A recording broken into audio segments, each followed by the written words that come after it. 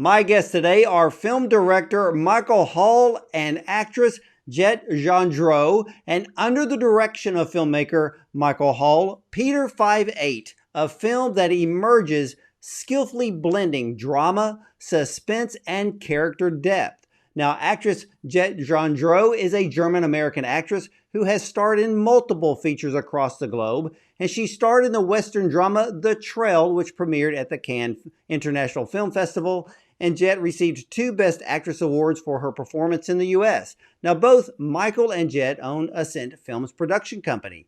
Now, since then, Ascent Films has produced both Peter 5/8 and other films, and also a brand new upcoming Western drama that I hope to hear about in the very near future. But we're here to talk about their brand new film, Peter 5/8, features the talented Jet as Sam, a glamorous yet troubled real estate agent, portraying a character grappling with alcoholism and a dark secret. And her performance opposite of Kevin Spacey is a testament to her versatility and depth as an actress. So ladies and gentlemen, let's welcome writer, director Michael Hall and producer, actress Jet Jandreau to the show. Welcome. Thank you, Ward. Thrilled to be here. Well, you're very welcome. I've got to say, first of all, Michael, you wrote, directed, and produced Peter 5/8. And Jet, you are one of the producers of the film as well. So, Michael, where did you get the idea for this screenplay? Well, that's an interesting story, Ward. I have a long history with film noir, the genre that Peter 5/8 belongs to. I go way back with this genre to my early teen years. I was obsessed with film noir. I read every book by the hard-boiled fiction authors, Raymond Chandler, Mickey Spillane, Dashiell Hammett, you name it. I was a library kid. I spent a lot of time in the public library, and I read all of these authors, and I saw the film adaptations. I actually had a mentor as a young man who exposed me to cinema. He's an Italian man. Incidentally, he was Federico Fellini's driver in the '60s. So this was a very influential character in my life. He exposed me to cinema and Italian cinema, but more specifically 1940s noir cinema from America. And why do I feel so strongly about this genre? Well, it's the attributes of film noir. It's the melodrama. It's the eccentricity. It's the music. They're very musical films. Characters often go in and out of song in these types of films. It's the mystery, and it's the tropes that come with the genre. You can call them tropes. You can call them cliches. I call them ingredients. Just like a meal, to make a certain kind of meal, you need certain ingredients. That's how I feel about film noir. So the objective with Peter 5/8 was to make a film that felt very much like a film from this period, a film from the 1940s. And there's this term neo-noir, and we see, a lot of movies that call themselves neo-noir, but to me, as kind of a fan and a disciple of this genre, I often find neo-noirs are something different. I enjoy them, but I don't really feel that they play the same as your classic noirs with Robert Mitchum and Humphrey Bogart and all the fantastic female stars from the period. So the intention with Peter 5/8 was to capture that spirit and that magic for me, and that melodrama and that pulpy quality of these films, so that a viewer could watch something like Out of the Past with Robert Mitchum, or Act of Violence with Janet Leigh, and then watch Peter 5/8 after it, and it would flow stylistically. So that was the idea and the impetus for the screenplay. I enjoyed the film. I watched it from beginning to end. And I have to say, the 3 main characters are Kevin Spacey, of course, Jet, and then Rebecca De Mornay. Jet, for Mhm. you, what was it like working with such experienced actors? It was a dream come true, frankly. I mean, it's something as an actor, you're working your whole career to, to achieving, such a level, and especially obviously with Kevin. And with Rebecca, it was a funny and interesting story. The very first time I met her, I think we were both in wardrobe. She comes up to me and she starts speaking not only German but Austrian, and little beknownst to me, and I didn't know she had actually grew up in Austria, and I was mostly in Vienna, and she was more in the upper mountainous area, and we could talk Austrian to each other, and it was delightful for Kevin and the cast and crew to hear a little bit of that. So that was a lot of fun. And with Kevin, it was also incredible. I mean, he's a titan of the silver screen, an actor, for his generation, and to have the opportunity to have a dream fulfilled, especially film noir is also, me and Michael connect on that absolutely as one of our favorite genres of movies, and to have Kevin realize this as a sort of Robert Mitchum, Orson Welles type of character was absolutely breathtaking to watch when these two titans acted in a scene together, or when I was stepping in with a scene. It was like, my God. Well, did you pick up anything that to add to your acting chops from Kevin? Early on, when we were bringing the script to him, and discussing, potentially him coming on board, I remember the first meeting he had with us. He said he wants to be known as a company man, and that derives from the theater. Kevin comes from the theater. He's full of theatrical performance, and I felt that when I was acting in scenes with him, especially, as you might know, the kitchen scene. As intimidating as it looks, I felt completely absorbed into his presence, and it was an extremely collaborative experience. I felt he really wanted to help me in the scenes, you feel that when you work with him. I mean, he has one of the biggest personas of character acting in the industry. So Well, I'm yeah. going to bring up that kitchen scene here in a moment because it is a lesson in acting. But when I watched Kevin Spacey, who plays Peter, Mhm. the man, and we all know he can literally act the phone book. So, Oh yeah. for Yes. you, Michael, what was it like to direct one of the best actors in the world? And, there is just something about a theater trained actor. Boy, there sure is. Yeah, it's funny. I was talking with our editor about this, and we had a great editor on this film as well. Just an aside, a man named Nigel Galt, who was Stanley Kubrick's editor, and we were talking about theater trained actors. And when you're editing, this becomes very apparent because I think there's a trend in a lot of modern movies for dialogue to almost be mumbled, where you can't really hear it. And theater actors project their dialogue, and they really give you gold to edit with. So it's funny you mentioned that. Nigel and I, the editor, were talking about this very thing. But to your question of directing, Kevin, I mean, it's a pleasure, and he gives you gold on every take. Just like you'd imagine. You always have something fantastic to work with, and Kevin's personality and his persona on set, to me, is kind of an intersection of two things. He's a consummate professional. He's very serious. Takes the work very serious. Then he's also a comedian. He's an outrageous comedian. So that, if somebody were to ask me how to summarize, who Kevin Spacey is off camera and on set, it's hard professionalism colliding with absurd comedy. And that's how he is. When he walks into a room, he's looking for the comedy in that room. Where's the funny? That's Well, really did who he the do man. any impersonations? Because he's excellent at that. He is, yeah, he's fantastic. I mean, he did his Jack Lemmon for us, and Yes, and Bobby I Darin. love, yeah, yeah.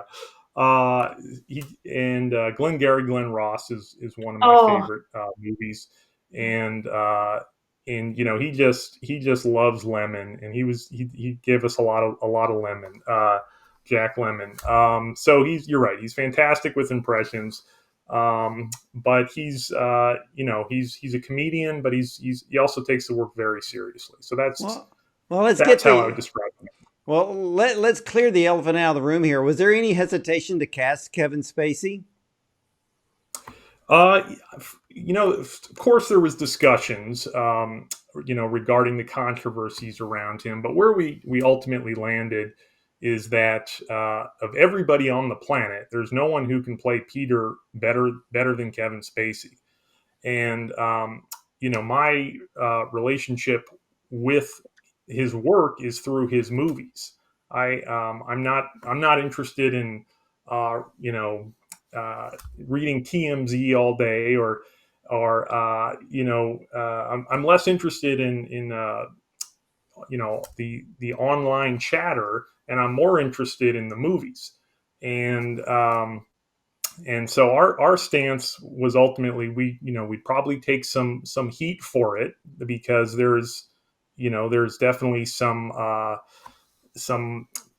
negative spin around the man online, obviously, but we chose to put the best actor in the role first and foremost. That was, and outside of that, it's outside of my pay grade. It's that if there's any truth to the allegations, that's for the courts. And he won his trials. Same thing happened recently with Johnny Depp.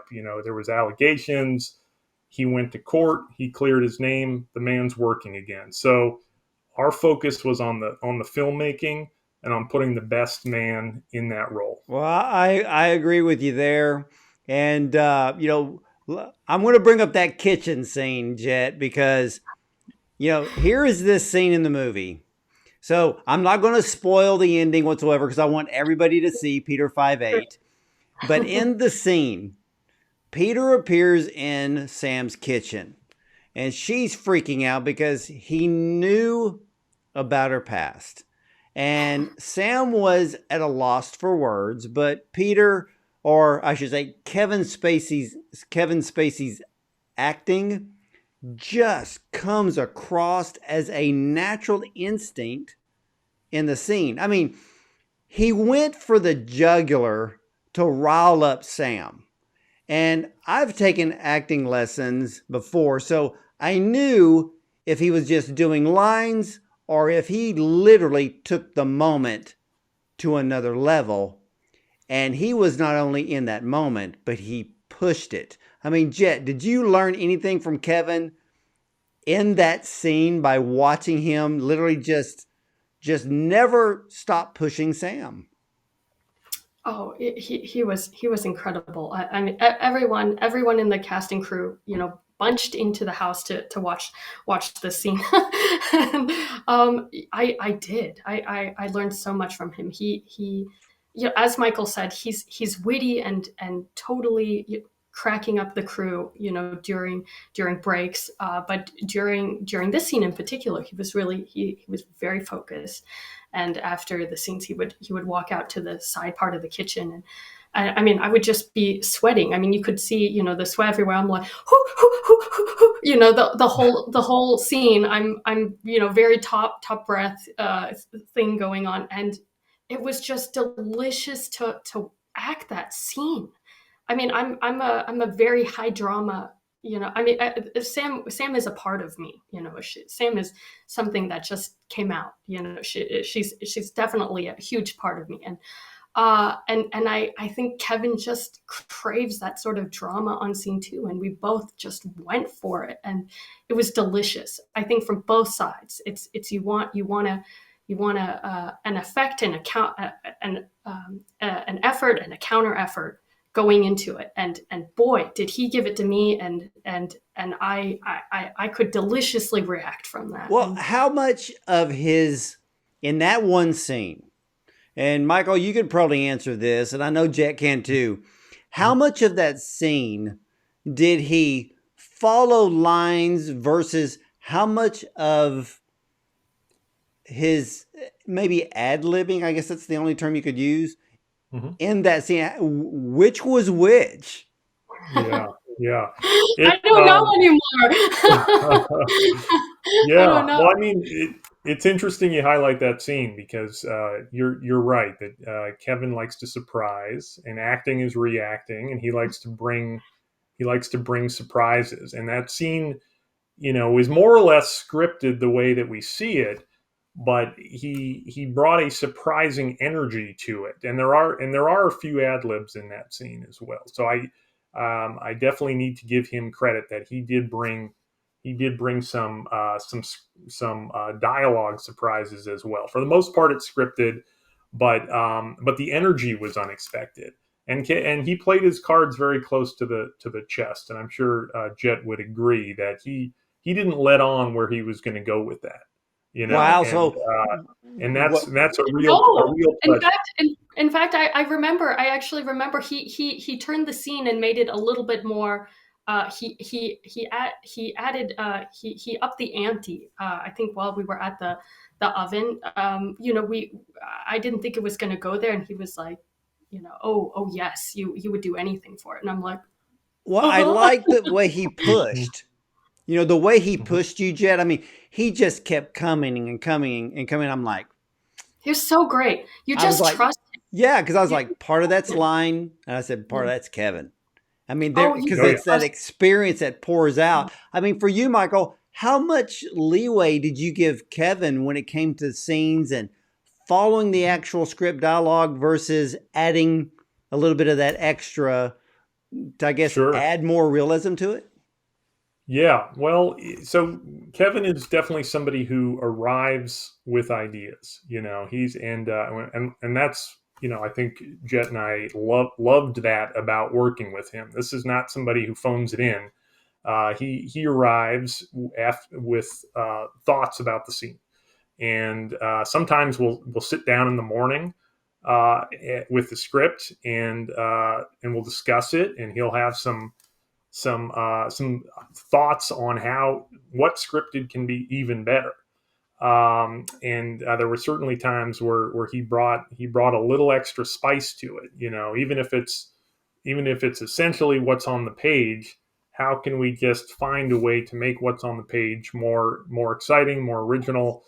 And so that's something that he definitely did all the time. Now, there's other times where the kitchen scene is a great example, and that's very astute, Ward, that you focus on that, where he'll surprise, where part of his strategy as an actor is to not reveal where he wants to go with it, and he will, he'll spring some energy on the set, onto the crew, onto Jet, who's sharing the scene with him. And the joy of the scene becomes that surprise. If he brings that energy in the moment, that energy is going to be recorded into the film and to be enjoyed by the audience. Yeah. Now I love the way it was really like an opposite attract when it came to Peter and Sam. Mm-hmm. Peter is this calm, cool, collected kind of guy, takes his time.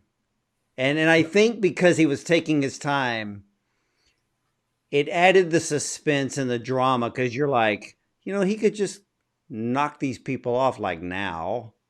But it's more like if he slows the pursuit, it makes everybody else really nervous. And then with Sam's character, she's this nervous Nelly, when she's not wasted and drunk. It's like this. It's just like her nerves are on high energy and not slowing down. But then Peter's the complete opposite. And Jet, I have to say, I loved your character Sam, because at first I was trying to figure her out. But as I was watching, I was like, I love the quirkiness of your character, because just Sam by herself, that is really a streaming series waiting to be birthed, because there's this quirky type character. And did you base Sam off of anyone you knew, or maybe a character from another movie? Because she was brilliantly portrayed. Oh, as I said, a lot of it comes from me. Maybe I'm just high drama like that. But who doesn't want to play, someone like Sam? So it was, just that opportunity. But I think if I would, pin it on something, someone I was thinking of or had in mind was, Vivian Lee in Gone with the Wind, or Vivian Lee in general. She's one of those very delicious high drama, gorgeous actresses from classic Hollywood. Also, Jean Tierney in Leave Her to Heaven was a major. We actually have an homage to a scene in Leave Her to Heaven at the end of our movie with Jean Tierney. Yes, also just gorgeous, beautiful, talented actress from old classic Hollywood. So yeah, it was basically a lot of homages to this kind of style and the 40s and these actresses that I grew up loving. I mean, I adored Bette Davis. Obviously, she's the queen of high drama, right? And Katharine Hepburn and Vivian Lee. So even before I knew who Jean Tierney was, and Michael introduced me to Leave Her to Heaven and a little bit more in depth into the 40s film noir. But I've always had huge admiration for this particular time in Hollywood. Well, I have to ask you, Michael, because I don't know if this was by accident or on purpose. So I'm going to let you explain, because maybe I'm looking too much into it. In one of the scenes when Sam drives her red Corvette and she parks it, and I'm trying to remember if she was getting out or she was getting back in. Mm-hmm. She opens the door, and I paused the film, and I said, wait a minute. The door panel's missing. And I stopped it. I said, okay, let's look at this. Yeah. Sam, the character, is polished on the outside, high glamour on the outside, but her life on the inside is completely messed up. And then when I saw the Corvette, I'm like, okay, it's a C4. It looks great on the outside, but it's really messed up on the inside. Was that done on purpose? Was that a little sign there? You're good, Ward. You're good. Yeah, no, you're absolutely right. I mean, that's the character. The character, we've heard her described playfully as a hot mess. She's a hot mess, and that's part of the fun of the character, is that she's projecting this glamorous facade, but it's just falling apart behind the scenes. And the car was an intentional visual metaphor for exactly what you described. So that's very astute, and I've been waiting for someone to catch that, and Ward, you're the first person to catch that. Well, I caught it the moment I saw it, because when I was looking at the movie overall, it's modern day, and I'm thinking, okay, we all know that you can pick up a C4 for, depending on the shape it's in, you could literally pick them up for less than 10 grand. So I'm like, okay, so she's got the persona and the look, because she's a real estate agent. She wants to look successful, and she's not making a whole lot of money at it, but that's about as successful as she can get to that point, and it works in that town. So so then I thought, I love this, and because we live in a day and age where everybody really wants to look as successful as they can, even though behind the scenes they're probably poor as dirt, but I get it. But for you, though, yeah. And I have to say, where did you film this movie? Because when I looked at the town and I'm looking at the houses, I'm like, I want to go there. I want to go visit that place. Where did you film this at? Sure. Yeah. So this was filmed in Dunsmuir, California. This is a small town at the northernmost point of California before the Oregon border, and it actually resides in a place the locals call the state of Jefferson. They don't consider themselves part of California. And there's been a secessionist movement there since World War II. So we actually filmed another film in the same area prior to Peter 5.8, and called Hotel Dunsmuir. I should mention, by the way, this is where Jet and I first worked together. She's fantastic in that, and character is nothing like Sam. I think Jet was actually being quite modest when you asked her about the character, because this is acting. She's taking a transatlantic accent, and she's performing in this melodramatic style, which is in line with these great actresses from the 40s. In Hotel Dunsmuir, Jet takes a very naturalistic approach, and so we made that was a very small movie. We made a small movie in this area, and just loved these backdrops. We love this town. We love working there, and the word that often comes to mind when people see that town is cinematic. This is a cinematic looking town. So if you ever want to visit Dunsmuir, California, in the great state of Jefferson. Hey, all right. Well, you brought up something that I was kind of wondering, and you pretty much answered it because Jet, you're acting in this role. Because as I was looking at the film, I'm thinking, okay, you stand out. I mean, you literally stand out even more than Kevin Spacey because you bring this over the top melodramatic character. And that was the quirkiness that I actually loved. And I'm thinking, you could base a whole series on this one character because she's quirky, but all the townspeople, yeah, there's those that act normal, but then there's, we always have the townspeople that are suspicious, like the old lady when Peter was leaning up against her fence when she comes walking up, going, "Is there something I can help you with, Mister?"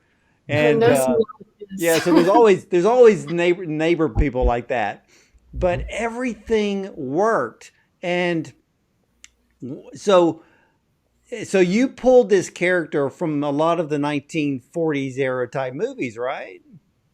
Oh, you hit the nail on the head, Ward, when you said melodrama. This is exactly something that I've been dying to bring to the screen, and Michael is a creative genius, and I don't know a whole lot of directors who could do this.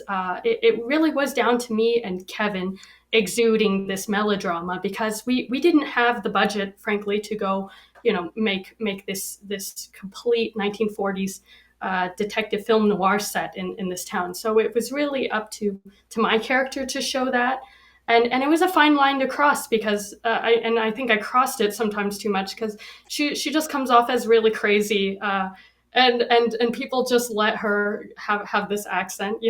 Rebecca's character Brenda, she's just like, okay, sweetie, okay, she's just one of the town eccentrics. God bless her, Well, I and loved her dialogue because there were certain scenes, and Sam would say something, and I would sit there and I go, she didn't really have to say anything in that scene because it could be the facial expressions, it could be, it's kind of like the lake scene, and I thought, wait a minute, no, she talks out loud because that's how she is. It's her way of trying to figure out her own way to escape either the life she's living or Peter hunting her down. So I finally figured that out. Like, okay, this works. Now I'm getting it because this is the character that's been created. So I love that. Now for you, Michael, was there any particular scene in this movie that was difficult to shoot?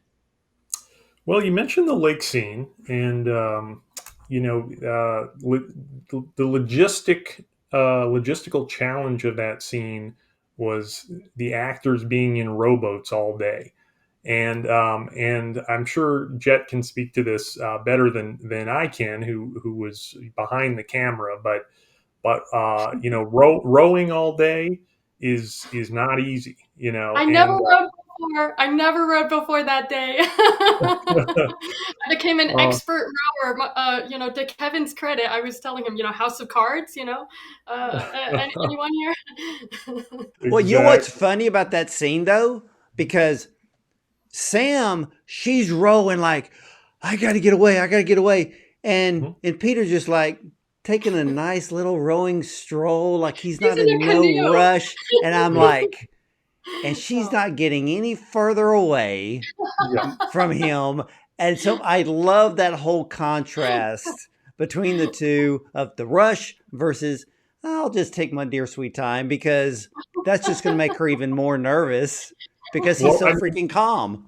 exactly, and that kind of illustrates this dynamic juxtaposition that you highlighted, where Peter's in control at all times. He comes into town, he takes his time, he's lackadaisical. He walks into any room, he's in control, and Sam is melodramatic. In her former life, without spoiling anything, she was a performer, so she's got this melodramatic performance quality to her already, and makes everything harder and more dramatic than it needs to be. And he's the opposite. And so the two of them on a boat, I thought, created that contrast very well, where he's a shark just cruising at cruising speed through the water, and she's doing 10 rows for every one of his. But that scene was also it's also one of these noir tropes that I felt really strongly we needed in this movie. Rowboats actually have a big tradition in film noir. Active violence has a fantastic rowboat chase.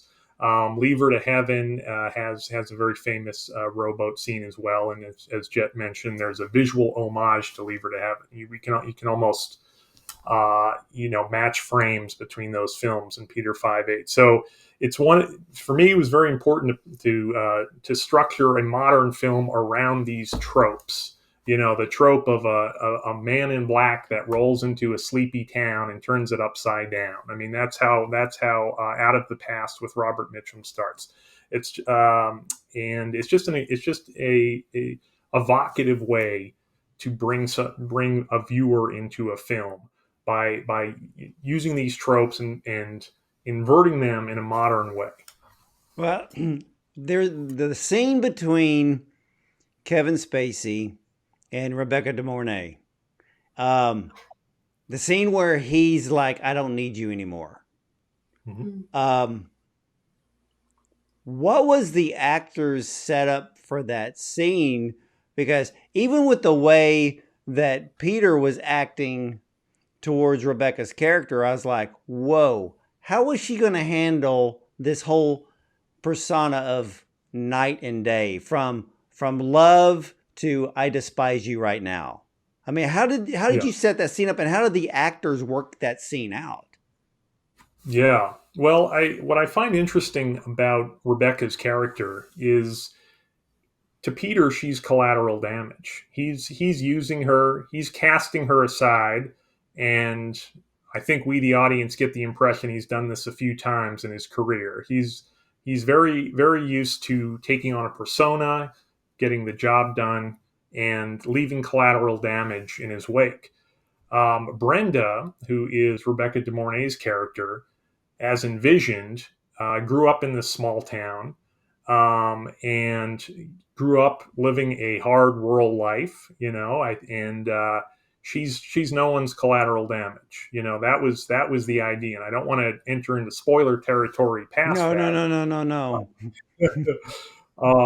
But She's a badass.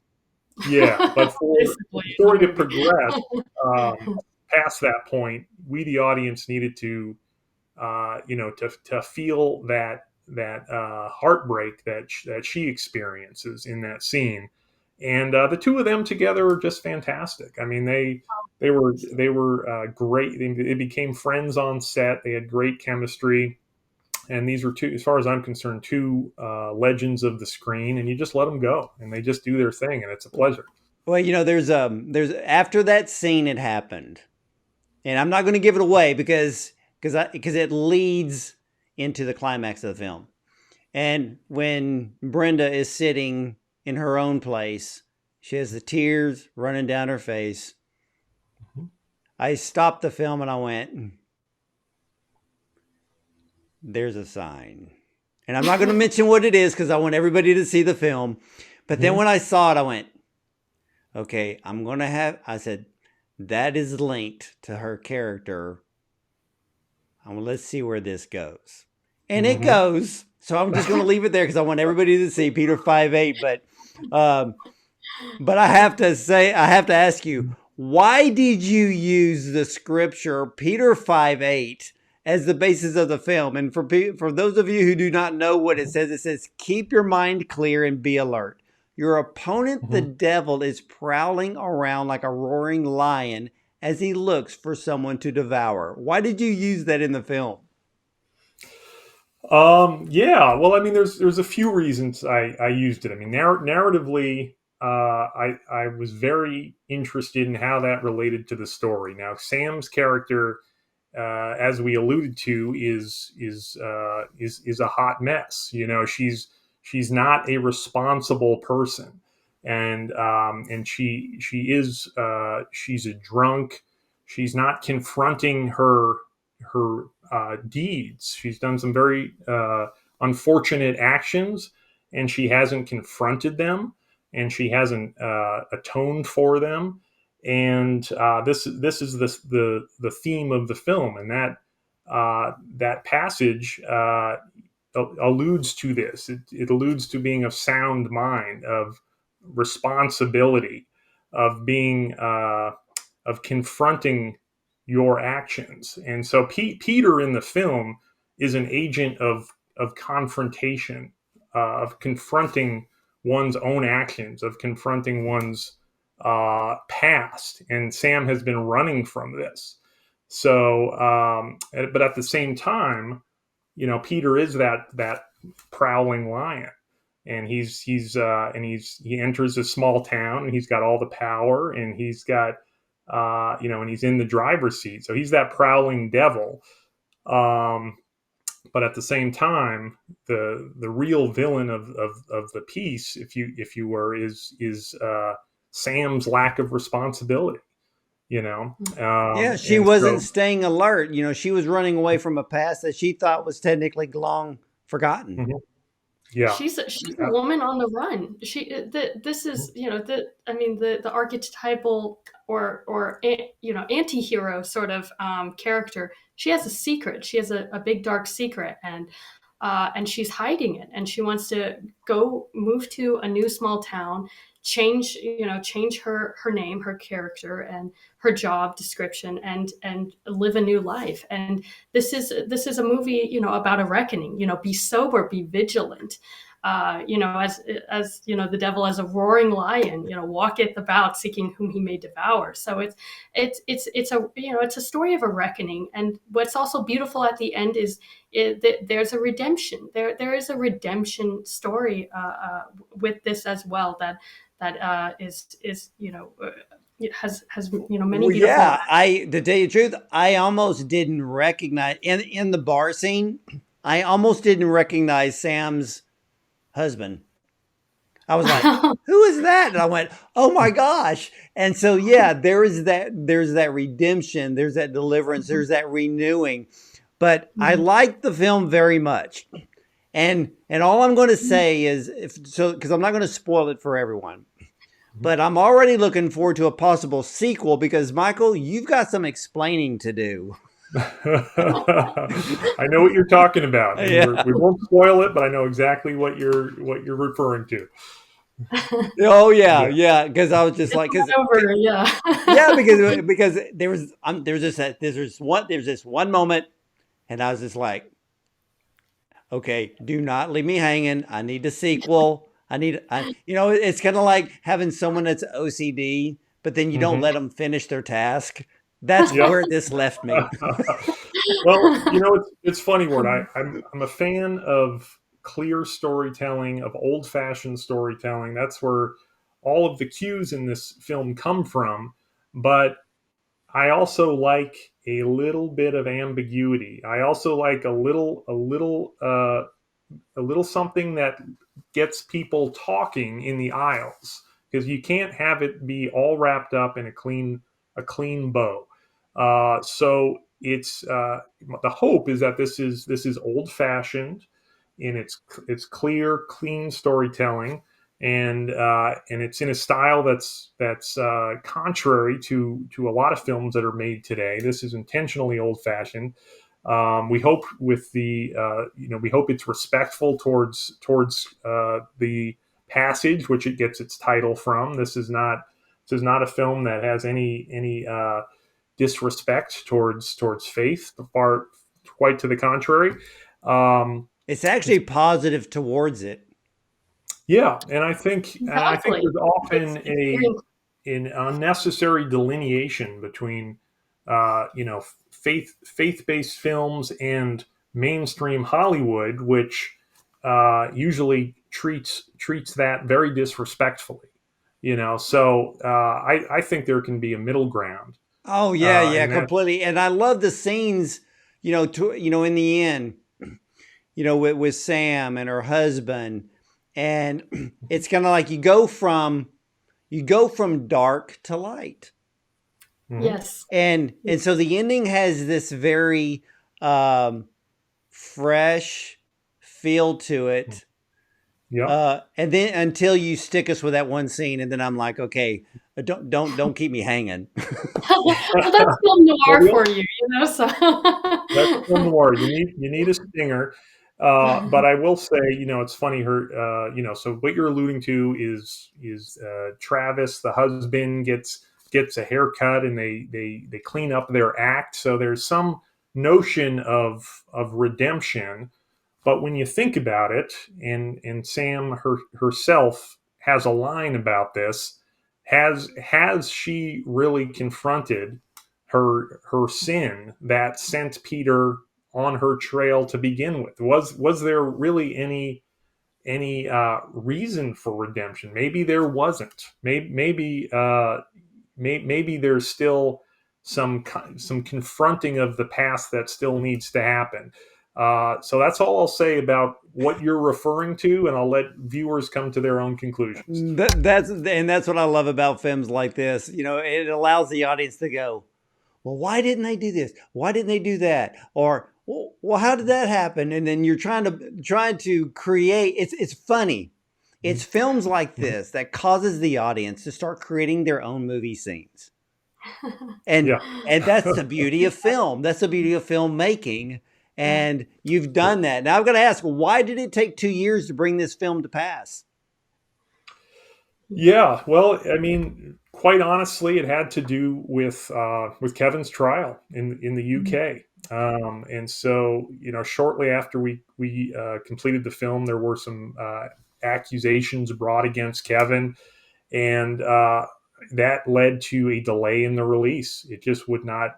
It was not bookable until the man cleared his name, and after he did, it can all go forward, and people can finally see this film, which has Kevin Spacey in it from beginning to end, crafting an original character. And I love the man's filmography, and I'm proud that this is in addition to that filmography, and his fans can finally see it starting Well, in March. oh, okay. So I was going to ask you, when does the film debut for everyone to see it? March 22nd. March March 22nd. 20. Well, you're giving me plenty of time to do a lot of promotion. Yeah. We do appreciate it, Ward. and Jet, you have any last words for us today on this film?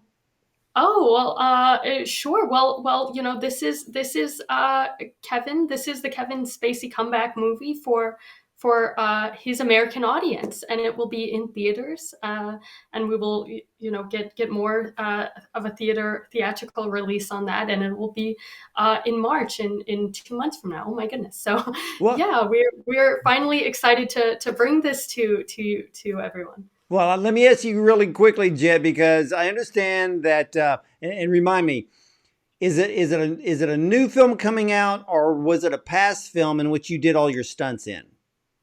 Oh yes, the Vigilante. Yes, that was just recently released as well in September of last year. I love all kinds of movies, so that one I'm very action oriented. So I understand that you did some gun training, but you also did all of your own stunts.